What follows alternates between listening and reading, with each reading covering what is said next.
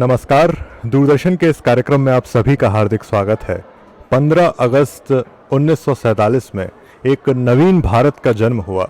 वैविध्य का प्रतीक भारत विश्व का 7वां सबसे बड़ा देश है।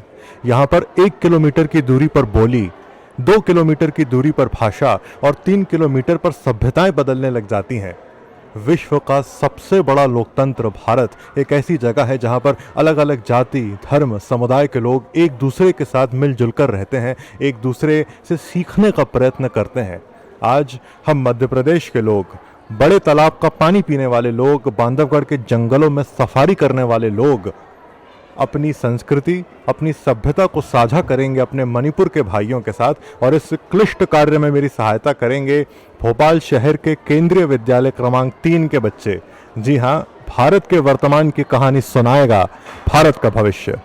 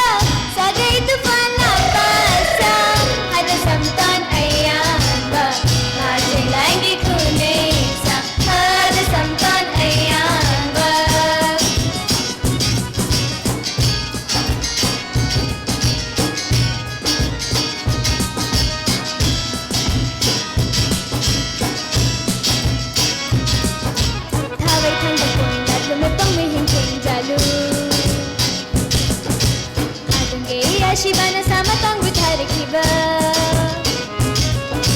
Mala na sigaram na leshinon chingara roi Artiara sem kiba khoim khoti nong darling kinong manding thoi bana sama tong buthar kiba Nate nati pochona ba nate narang subasha Huya lang sut mayok chani lamje thurup yang kasha Nate nati pochona ba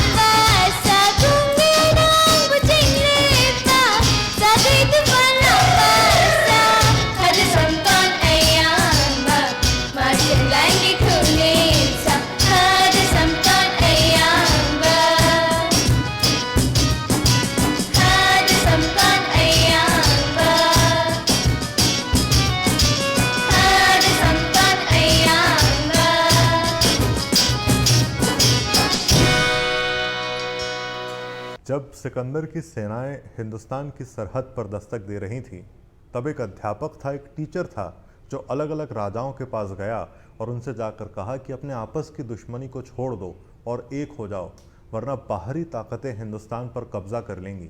जब उसे हर जगह से निराशा मिली, तब उसने सड़क के किनारे बैठे एक लड़के को शिक्षा दी, उसका प्रशिक्षण किया, उसका मार्गदर्शन किया और उसे चंद्रगुप्त मौर्य बनाया।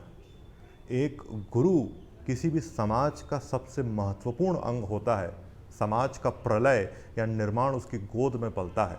आज एक भारत श्रेष्ठ भारत के अभियान के साथ हम लोग इस कार्यक्रम में आए हैं और हम जानने का प्रयत्न करेंगे एक अध्यापक से, एक टीचर से, एक प्रिंसिपल से कि आखिर एक भारत श्रेष्ठ भारत का मतलब क्या है और बच्चे इससे क्या सीख रहे हैं। इसके लिए हमारे साथ जुड़ी हैं प्राध्यापक केंद्रीय विद्यालय 3 ऋतु पल्लवी मैडम। मैम, आपका इस कार्यक्रम में बहुत बहुत स्वागत है। शुरुआत करते हैं, आखिर ये एक भारत श्रेष्ठ भारत का अभियान पूरे देश में चला है, जिस अभियान के माध्यम से हम बच्चों को एक इतने बड़े भारत देश के अलग अलग प्रदेशों के बारे में जानकारी देने का प्रयत्न कर रहे हैं, उनको अलग अलग संस्कृति से अवगत कराने का प्रयत्न कर रहे हैं। आपका क्या मानना है, राष्ट्रीय स्तर पर केंद्रीय विद्यालय के जो बच्चों के अंदर एक भावना जन्म ले रही है, एक संस्कार बन रहा है, उसमें इसका क्या मुख्य प्रभाव रहेगा? जी नमस्कार। एक भारत श्रेष्ठ भारत, जैसा कि हम सभी जानते हैं कि ये भारत सरकार की एक बहुउद्देशीय और महत्वाकांक्षी परियोजना है जो देश भर में चल रही है। विभिन्न संस्थाओं ने इसे अडेप्ट किया है और अपनी अपनी जगह से प्रयास कर रहे हैं कि कैसे हम अपनी गौरवशाली संस्कृति का प्रचार प्रसार पूरे देश में विभिन्न माध्यमों से करें। और मैं ये समझती हूँ कि जो भारत की गौरवशाली संस्कृति है, जो हमारी प्राचीनतम सभ्यता है, उससे संजो कर रखना और आने वाली पीढ़ी को हस्तांतरित करना, इसमें एक बहुत बड़ी भूमिका विद्यालयों की है। जी।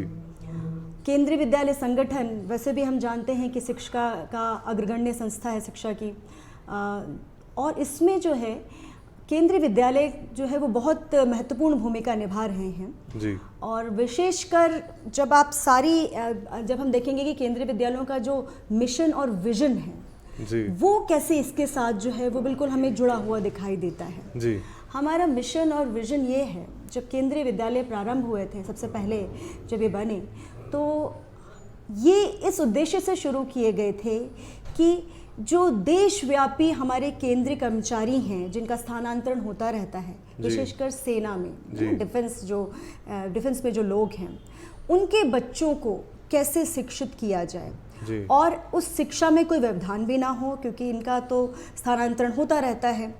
ऐसे में शिक्षा जो है वो देशव्यापी स्तर पर हो, यानी कि बच्चा जो है वो भारतीयकरण से भी परिचित हो।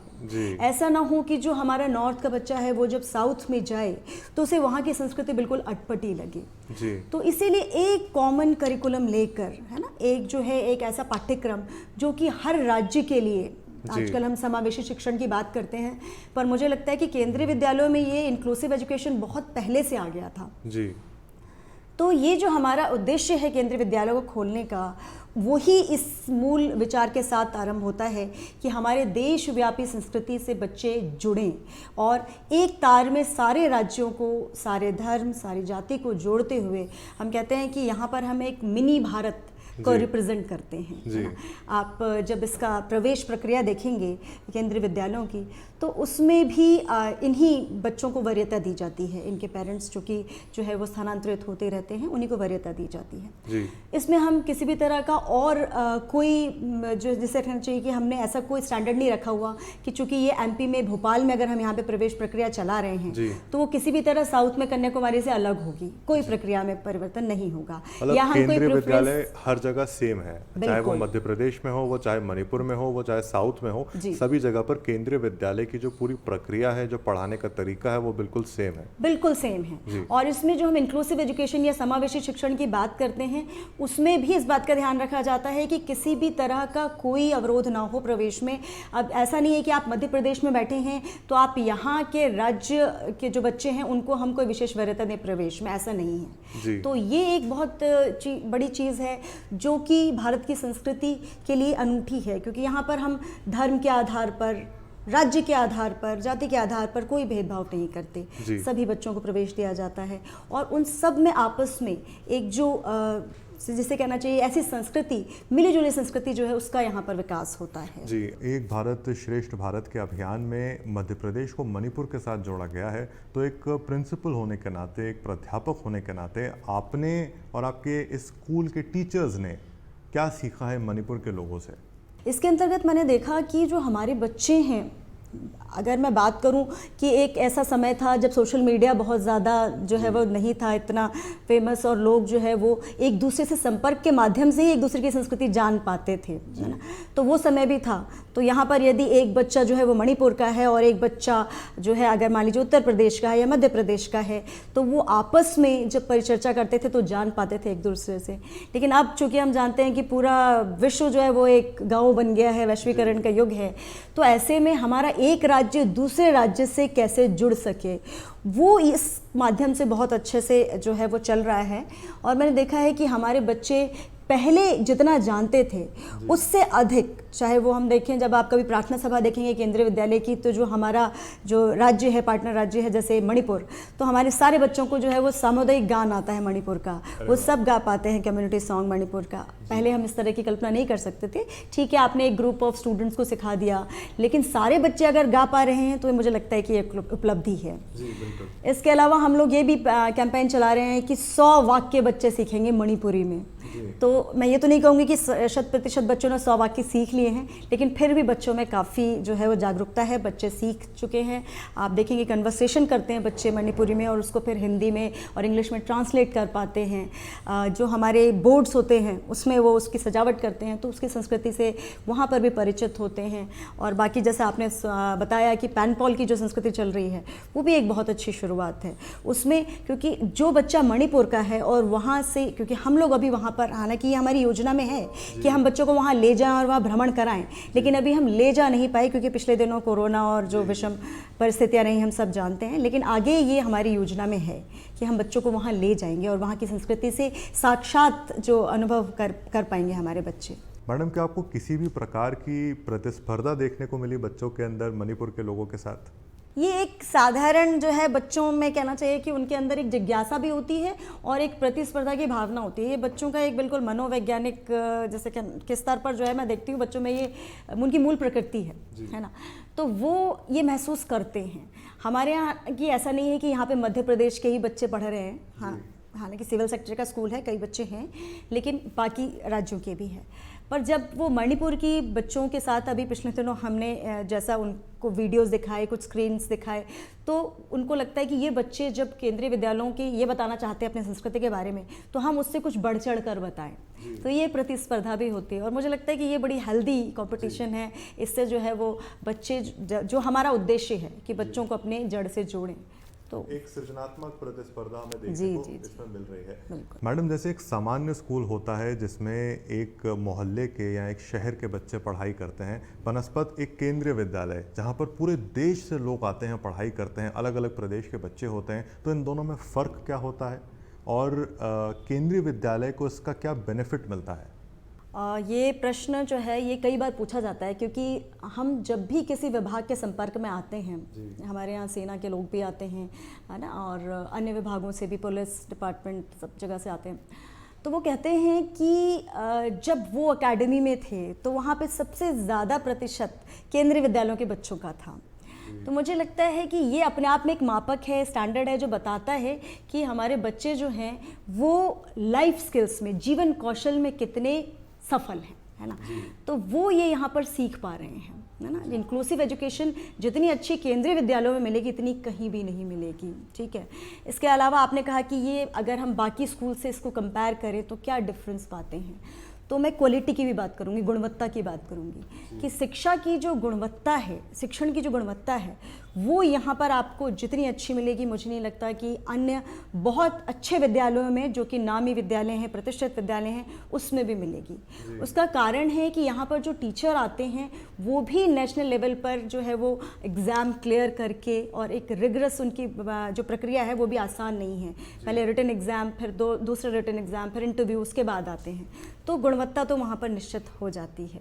और उसके बाद जो एक समन्वित संस्कृति की बात की मैंने, आज मेरा ट्रांसफ़र यहाँ से नॉर्थ ईस्ट हो सकता है और मैं वहाँ जाऊँगी तो यहाँ की संस्कृति का कुछ ना कुछ लेकर जाऊँगी और वहाँ से भी कुछ सीख कर आऊँगी।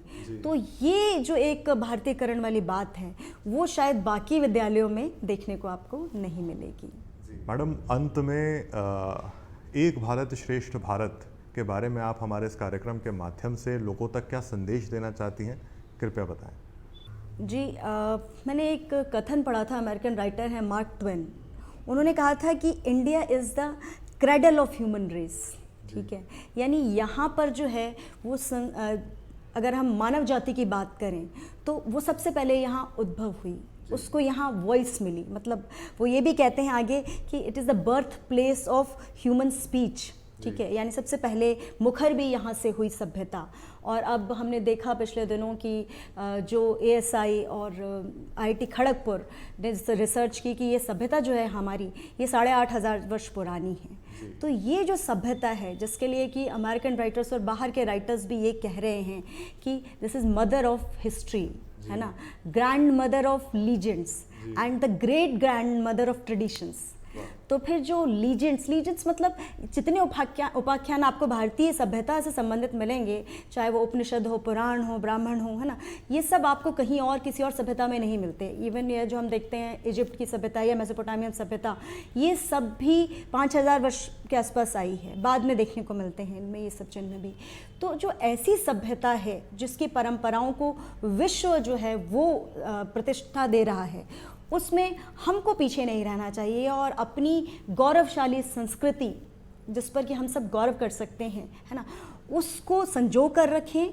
जितनी हमारे पास ज्ञान है, जो भी हमारे पास अब तक की नॉलेज है, उसको हम तो इकट्ठा करें ही, आने वाली पीढ़ी को भी हस्तांतरित ऐसे कर सकें। तो मुझे लगता है कि ये हमारी पीढ़ी की सफलता होगी। धन्यवाद मैडम, आपने हमारे सभी सवालों के जवाब बहुत ही आसान भाषा में और बहुत ही विस्तार से दिए। आपके बहुमूल्य समय के लिए आपका बहुत बहुत धन्यवाद।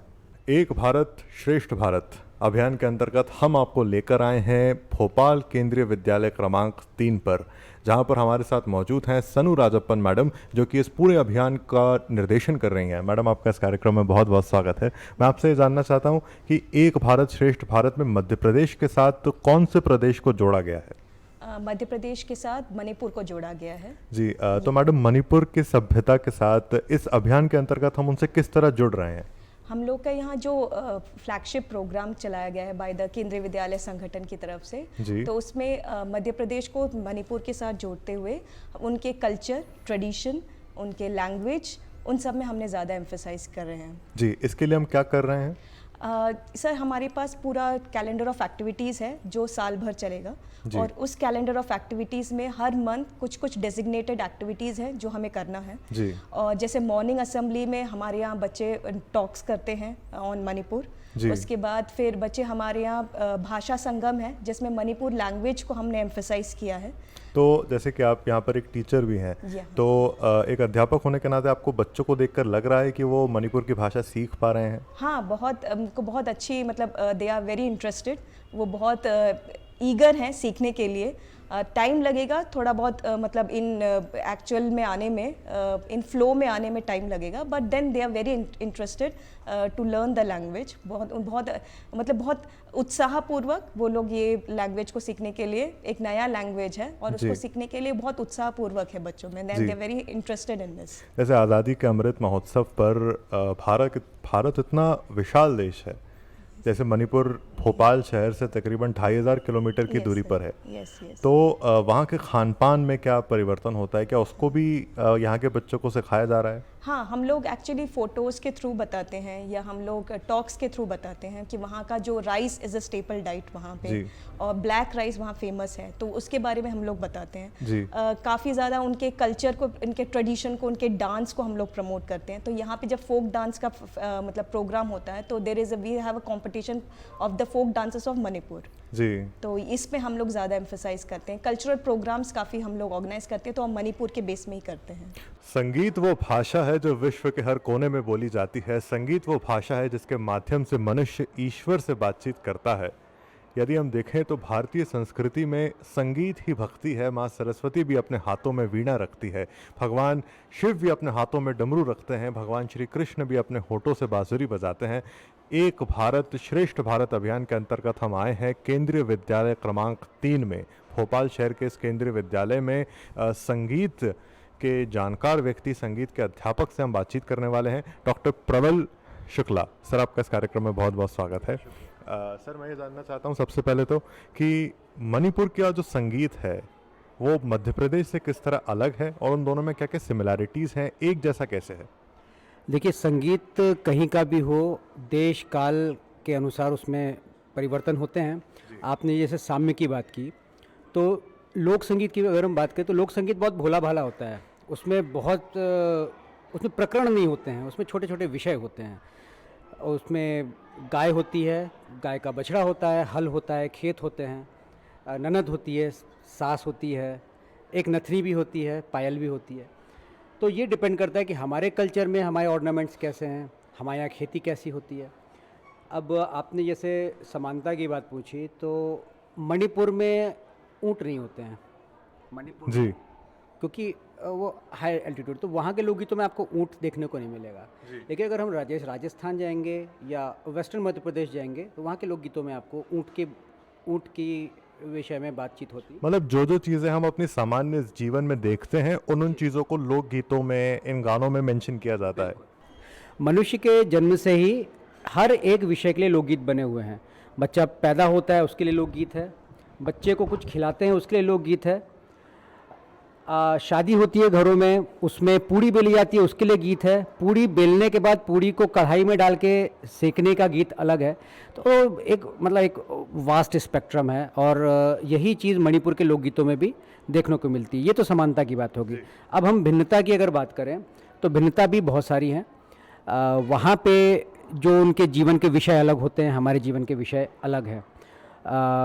हमारे यहाँ कुछ ऐसे त्यौहार हैं जो हमारे यहाँ मनाए जाते हैं, वहाँ पे नहीं मनाए जाते हैं, तो उन त्योहारों के गीत अलग हो जाते हैं। इसी प्रकार से हमारा जो कॉस्ट्यूम है, अटायर है, जो हमारी वेशभूषा होती है, वो अलग है। तो उनका वर्णन भी लोकगीतों में अलग अलग तरीके से मिलता है।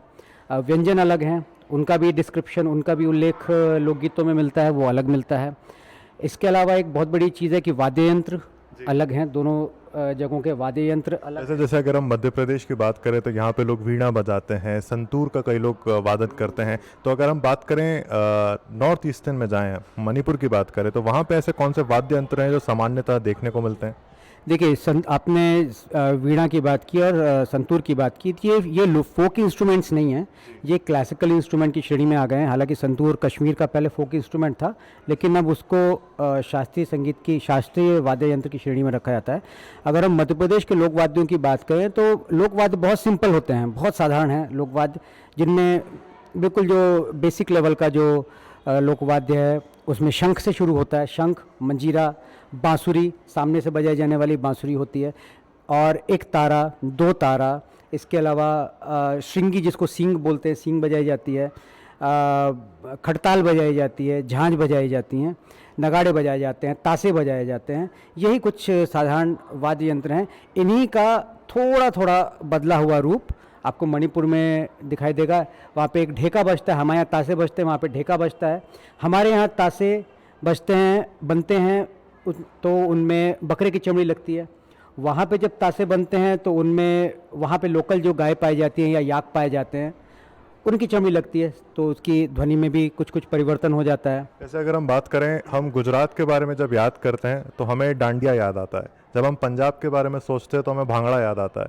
वैसे हम मणिपुर के बारे में जब सोचते हैं तो हमें कौन सा नाच याद आता है? मणिपुर का एक फेमस, एक प्रसिद्ध जो लोक नृत्य है वो मिताई जोगाई है, और इसमें वो अपने आराध्य से ऐसी प्रार्थना करते हैं कि हमारे जो धान के खेत हैं, हमारे जो पशु हैं और हमारी जो संपदा है, हमारी वन संपदा है, उसकी वो रक्षा करें, उसकी अभिरक्षा करें, और हमें साल भर धन धान्य से वो आशीर्वाद दे, धन्य दान से फूलने फलने का। ये मिताई जोगाई वहाँ का एक प्रमुख लोक नृत्य है। और अगर शास्त्रीय नृत्य की बात करें तो सभी जानते हैं कि मणिपुरी शास्त्रीय संगीत, शास्त्रीय नृत्य जो है वो भारत के साथ साथ पूरे विश्व में प्रसिद्ध है। उसकी एक विशेष ड्रेस होती है, कलफ किया हुआ एक घेरदार उनका एक स्कर्ट होता है, सर पे चुन्नी कोन लगा के उसके ऊपर चुन्नी लगाई जाती है, और इसमें मुख्यतः कृष्ण और राधा का संवाद और कृष्ण और राधा के संदर्भ में ही ये पूरा शास्त्रीय नृत्य होता है। धन्यवाद सर, आपने हमारे सभी सवालों के जवाब बहुत ही आसान भाषा में और बहुत ही विस्तार से दिया। आपके बहुमूल्य समय के लिए आपका बहुत बहुत धन्यवाद। इस वक्त मैं भोपाल शहर में मणिपुर से तकरीबन 2500 किलोमीटर की दूरी पर बैठा हूं, परंतु इन बच्चों की प्रस्तुति को देखकर ऐसा लगा कि मैं अभी हाथ आगे बढ़ाऊंगा और मणिपुर में पहुंच जाऊंगा।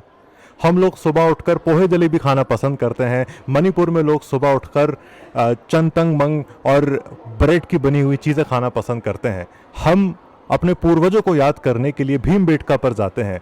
ये लोग अपने पूर्वजों की पूजा करने के लिए मार्जलिंग के पर्वत पर जाते हैं।